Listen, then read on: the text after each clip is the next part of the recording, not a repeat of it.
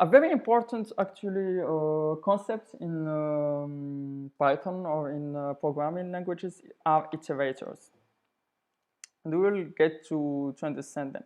So here, if you see, if you want to go into this one, we can, for elements in this list, we can print elements. So we have this.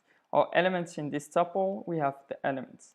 Or key in this dictionary, we have the keys, and character in this string, we have the characters, and for line in my file, we have the lines. So this is my file.x. So all of those actually we call them iterables. So we have an iterator, and those are iterables, and that's what I was doing here. Like in this mapping, if you see, I was saying, okay, update iterable, and that was given to them a list or a tuple. So we call them in programming, they are called iterators because you can iterate over them. And we'll say where does it come from. So if we have S, it's ABC, we can create an iterator over this iterable here. This string can be represented as an iterable, and we can have an iterator object. It's a string iterator. Here we can access each element of this iterator by next, like next of IT, next of IT, next of IT. They will give us first value, second value, third value. If we do it another time, it will have an error, stop iteration.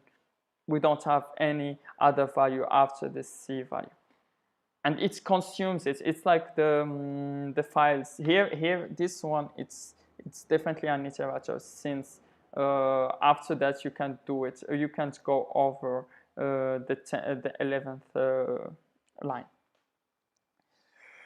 Here we have some iterator for looping over a sequence.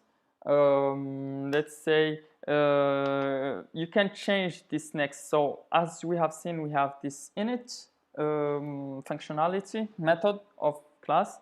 We have the iter of class, so it creates an iterator, and you can have also, you can redefine next.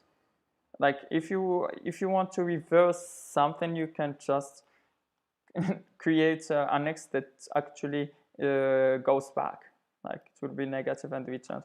So here, if we want to reverse spam, we can just reverse it. We create an iterator.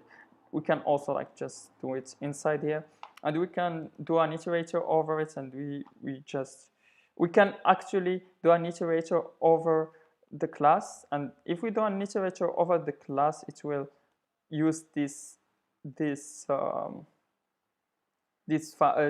function. So iterator of class will be will just return self, which will be spam, but the difference will be in the next method. So if we go in this iterator, it will be inverse, so maps. So we can have a use of the iter and next, and combine iterators with classes, and they have a lot to do with classes actually, because iterators themselves are classes. And this is an iterator. This class actually defines an iterator. So we define an iterator that is called reverse.